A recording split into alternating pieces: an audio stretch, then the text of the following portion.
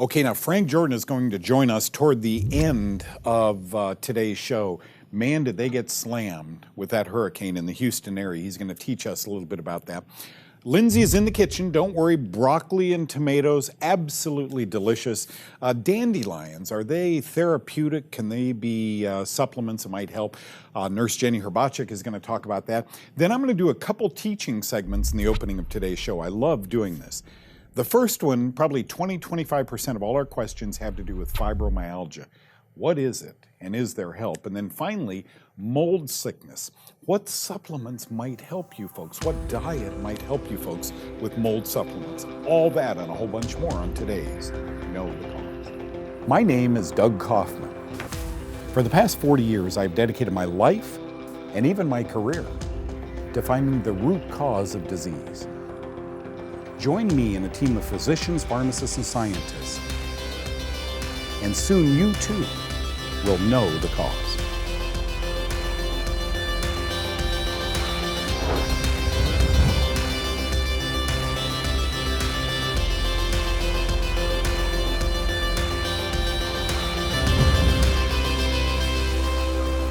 You know, it's interesting as you study your past in this field of science. Many years ago in California, when I was working with doctors out there, people would come in and boy, they hurt, and you just don't know what to do. And one time here in Dallas in the 1980s, a young woman came in to see the doctor I was working with, and he sent her to me, hoping this was a nutritional problem. And I asked the doctor, and by the way, she was miserable. Oh, she was so sore. She had tears in her eyes, probably 28, 30 years old, couldn't walk. You know, everything was wrong. Folks, we didn't know the word fibromyalgia back then. What I said to Dr. Weekly, the doctor I worked with, can I give her a bloodstream antifungal, just on the long shot? She has a fungal problem. Can I give her a gut antifungal? Because she says she has stomach problems. And she has promised to follow my Kaufman diet. And so Dr. Weekly said, what can it hurt? Let's try it. I'm telling you folks, fortunately, she worked at the medical school out here. Her symptoms cleared up, her fibromyalgia, she was happy again. Serendipitously, we discovered that there's a fungal component to fibromyalgia. Let's study that, okay? With your doctor's permission, try an antifungal program, the Kaufman diet, for 30 days. Now, I'm gonna go through these quickly. Many common fungi that are found in our cereal, bread, pasta, and grain make poisonous byproducts, you know this, called mycotoxins, okay? Scientists have known that penicillin, an antibiotic you and I have been on, was neurotoxic since 1945. So did you take a lot of it 20 years ago? Do you now have fibromyalgia? The exact mechanism, folks, they say really isn't understood, really isn't known. The patient never cares. I don't want to know its pathway. I want to know why I can't get out of bed without crying, okay? Antibiotic-induced muscle problems. Okay, this is interesting. We present a case of 4 previously healthy. Anytime you see this in science, previously healthy is keynote. Employed adults without significant prior health history. Each went on either Cipro, Levaquid, or Avelox, and they ended up with muscle weakness, peripheral neuropathy, autonomic dysfunction, sleep disorder, cognitive, and look at psychiatric disturbances. And the only thing different was these antibiotics. Folks, do me a favor. Never ever rush to a doctor and tell them you want an antibiotic. Man, they're like an ATM machine. You want a pill, they'll give it to you. That's what the ads on the 8 o'clock news are all about. Ask your doctor if you can, of course, your right ear could fall off, you could die of cancer, your knee could hurt, but take this take this pill for a stuffy sinus. Doctors tend to be robotic like that, folks. If you go in and ask for a drug, who got them through medical school? They really believe drugs are the answer, okay? They're gonna give you that drug. We, therefore, have to exercise prudence. We gotta know that maybe the health food store next door might be help, right? Maybe the diet should, that's what ended up helping this young woman, was the diet, antifungal drugs. When she went off the antifungal drugs, we found that vitamin C had antifungal capacity, as most nutritional supplements do, okay? Fungus and fibromyalgia, I thought this was fascinating. I wanted to share this slide with you. CDC says pain is not uncommon in patients with fungal diseases. Wait a minute, isn't fibromyalgia a pain disorder? Do you think any of these physicians working for CDC associates fungus with fibromyalgia? I don't think so, folks. Myositis is a rare disease in which the muscle fibers and skin are inflamed and damaged, resulting in muscle weakness. Infectious myositis may be caused by a broad range of bacteria. I underscored this: fungal and parasites and viral agents. So says the American Society for Microbiology. Folks, this is the same group in 2007 that said fungi are causing a wide range of health disorders, right? But we scientists know very little about them, and so nothing is done. Thank God they're realizing that fungus is becoming a huge problem. 17 years ago when I started this show, what do you think the chances are? I'd get old with you, right? I'd turn white-haired. 17 years ago, we thought I had a couple-year run. Who knows? Maybe it has a 30-year run, God willing. Fungus, even the scientists are now saying, can really cause just about anything. We get upset with doctors because they robotically prescribe things, and yet we're part of the problem ourselves. Don't be mad at the doctor. Check with a health food store, check with a chiropractor, check with nurses at church, check with anybody. Get second and third opinions when you suffer from fibromyalgia.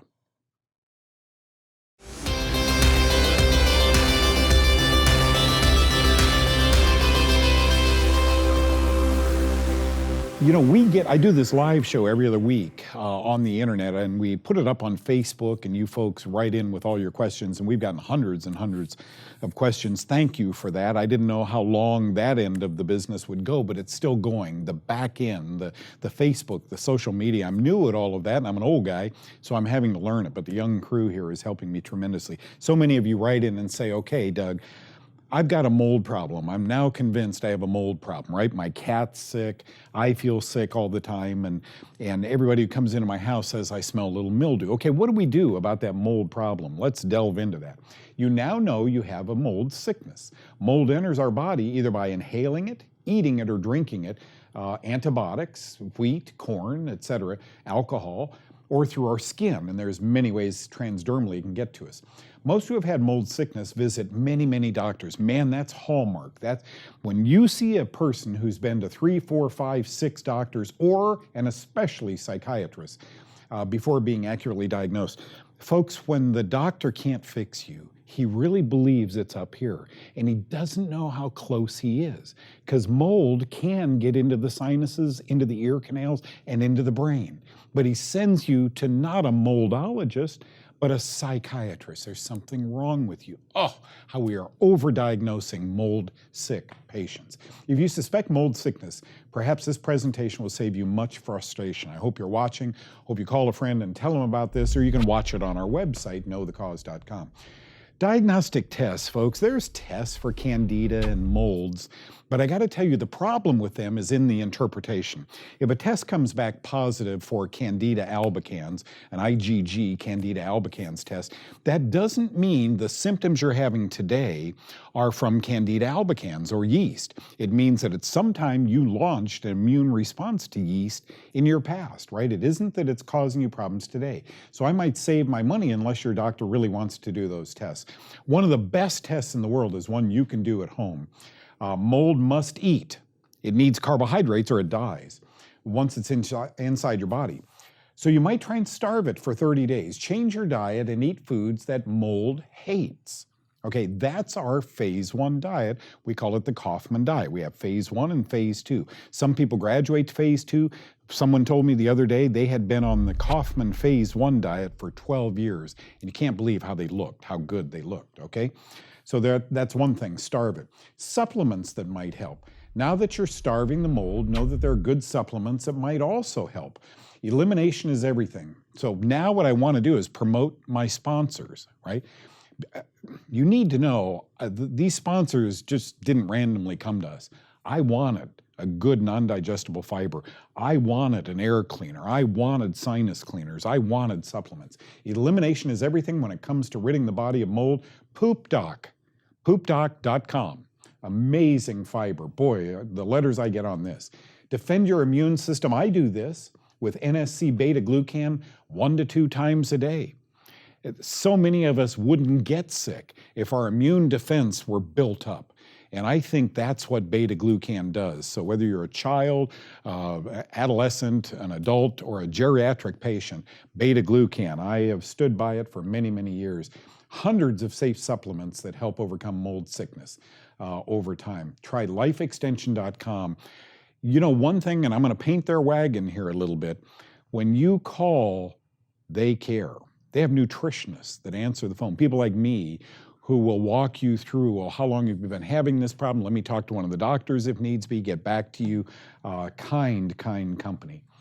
And then finally, if you think you live in a mold-filled environment, your sinuses and lungs would be a good indication of that, try leaving for 14 days. So when you come back home, are you feeling much, much better? And then you get home and wham, you're sick again. It's your house that's sick. There aren't houseologists, folks. You have to talk to a mold company. They can come in and do little sprays and take air tests and so forth and see if your house is sick. One of the dangers is mold adheres to sticky stuff. That's your mucous membranes. So if you've been living in a moldy home for 10 years and you go outside and move to a new home, you're carrying that stuff with you. You had to fix the house. If you didn't, you're now carrying it with you. Pioneer Cleaning Systems, I love Pioneer. They clean up to 1,500 square feet of your house. And then Microbalance Sinus Products. This happens to be a candle that'll clean mold and mycotoxins out of your immediate environment. And again, it's Microbalance. All of these companies sponsor Know the Cause. Thank you to them. And now you know if you have a mold problem, what you might want to do. Okay, now dandelions. I know what you're thinking. Do they have medicinal value? Does the supplement have medicinal value? Nurse Jenny is going to teach that.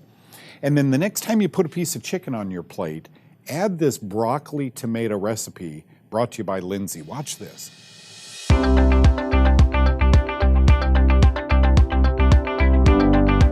Hi, I'm Jenny Herbacek with the Cancer Connection. A lot of us think of a dandelion as nothing more than a weed with a yellow flower on it. But when we study this plant, we find that it has medicinal value. Researchers at the University of Windsor in Canada found that a tea made with the dandelion root extract works surprisingly well with chemo-resistant melanoma, a deadly skin cancer.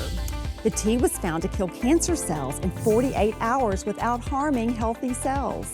Dandelion root extract has been used as a detoxifying agent for digestive disorders, for lung, breast, and uterine tumors, and also to treat chronic diseases of the skin. More clinical trials are coming. The tea is an inexpensive remedy and a delicious tool that we can all use to prevent cancer. For Know the Cause, I'm Jenny Herbacek.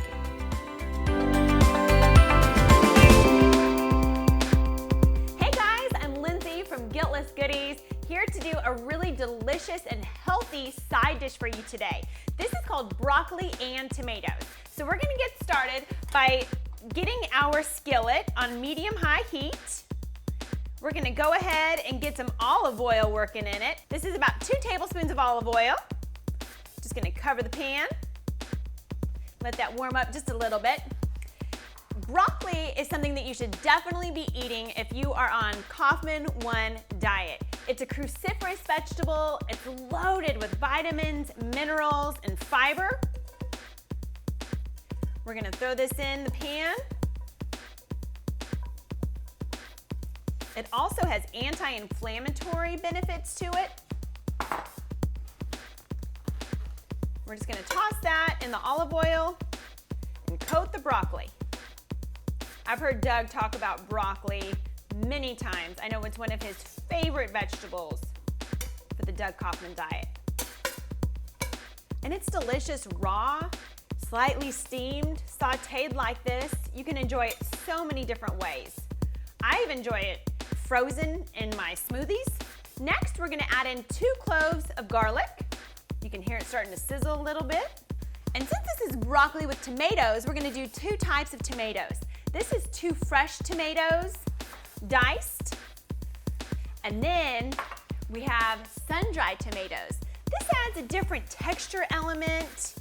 It's also a little bit tartar than your fresh tomato. Toss everything together.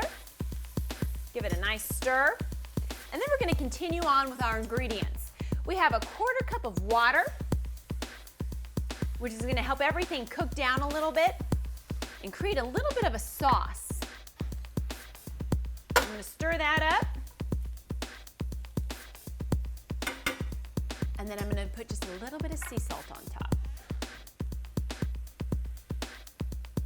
Sea salt is gonna help bring out the flavors and help it cook down a little bit.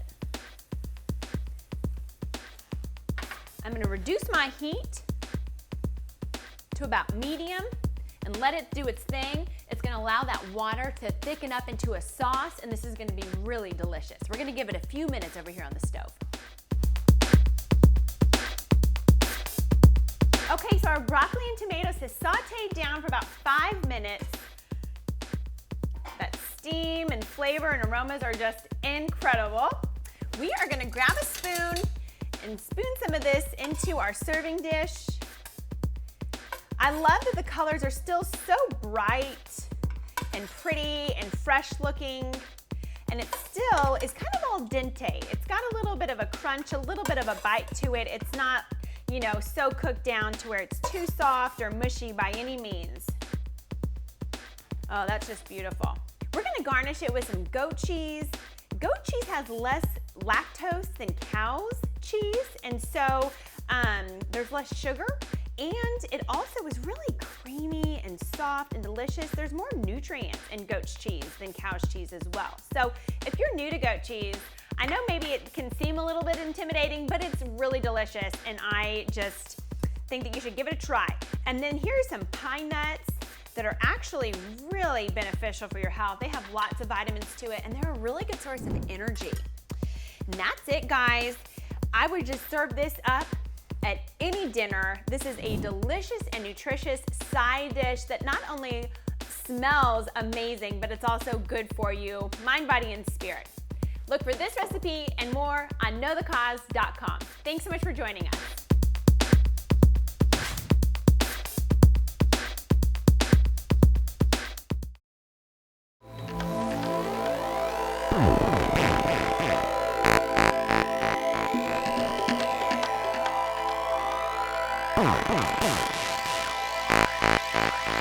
Friends, I am joined for a reason today, like I always am, with Frank Jordan. Normally, he's the NSC 100 guy. I take his capsule every day, beta-glucan. You probably do too. But I wanted to have Frank join me for a 4 or 5 minute presentation here.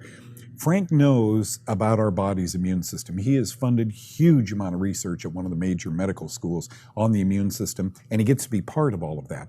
Frank has just been through a horrible event. Hurricane went through Liberty, Texas, Houston, Texas, but he wants to talk to people who are going through this in Florida right now and all the other places, Louisiana, that were impacted negatively by this hurricane.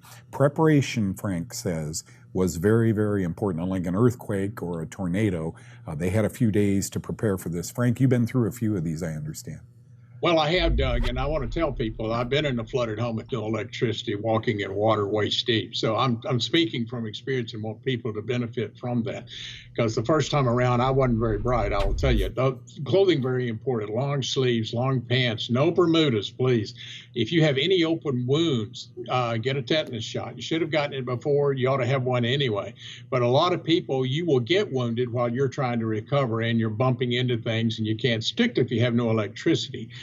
Very important. Medications are a major one. Hopefully, particularly if they have to be refrigerated, you had your medications taken out with you and something that kept them dry.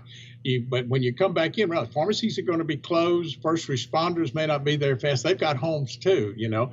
They'll get there as fast as they can. So be sure you are prepared medically for that.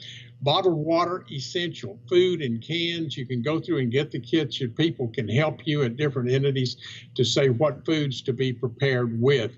Wear a respirator, an N95 or N100 disposable. That's to put over your face and the mask because airborne aspergillus and other fungus.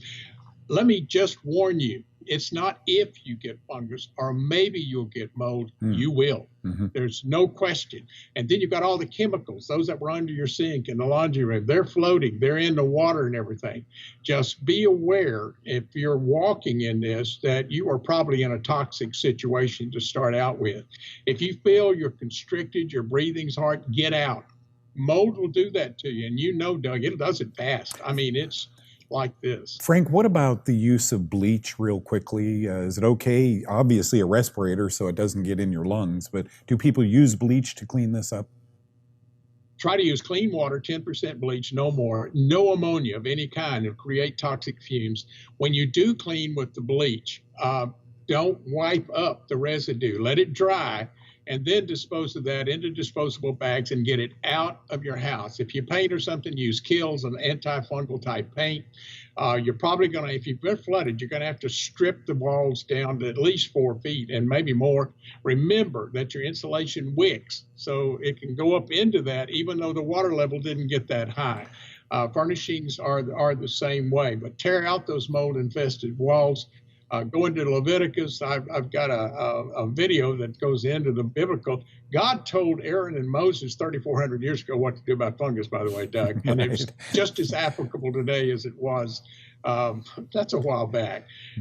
So it's very, very important that you do those things. Eye goggles, I was leaving it at. Your eyes are very sensitive and subject to that. So be very, very careful. Your flooring, your carpets, even the wood, the vinyls and everything. Vinyl particularly, look under. You got a padding under there, and that can become moldy. We had that.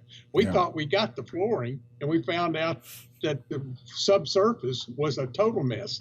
If you have an ice maker, you've got something that's a mess, and you're going to have fungus in the piping. I can just tell you right now.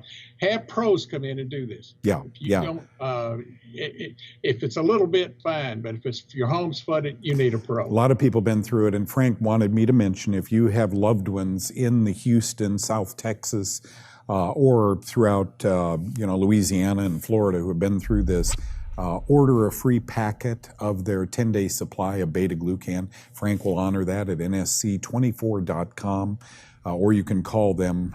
Their phone number is on their website. Thank you, Frank, for educating us on what to do once we get home, and thank God you and the team is okay there, or you are okay there. We sure appreciate you and love you, man.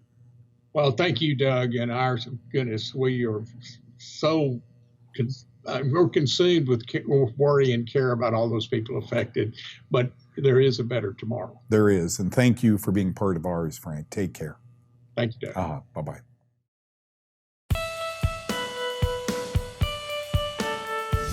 Hops is an herb that can reduce histamine levels. Now, I know you associate histamine with sneezing and itchy eyes and a runny nose, but it also causes headaches, and hops reduces histamine. Hops can make you sleepy though. Well, that might be good because you know a sleepless night can trigger a migraine. Now, hops is known as a flavoring agent in beer. So when I say hops to you, I mean the herbal supplement, not a Budweiser. If you want to know more about headaches, grab a copy of my new book, Headache Free. Did you folks know, hey, I hope you enjoyed the show. Did you know every Tuesday and Thursday I answer your questions live? Just go to Facebook, Know the Cause Facebook, Tuesday at 3 p.m. Central and Thursday at 3 p.m. Central, 3 to 4, a whole hour. I answer your questions live. You type them in, I'll get to them. Thank you for joining us today. Wasn't that interesting about fibromyalgia, about mold sickness? Do you see the parallels there? And wasn't that amazing what happened to Frank Jordan? Man, I bite my nails. I was from California originally, so I worried about earthquakes, right? Not hurricanes, but here I am in Texas now. Look, you worry till you die, right? But don't become paranoid about any of these things, including your diet. Look at that thing Lindsay cooked up. How simple was that? And how good does it taste? Thank you, folks, for being here with us today. Remember, Tuesday and Thursday, 3 p.m. Central, we go live on Facebook. God bless you. Bye-bye.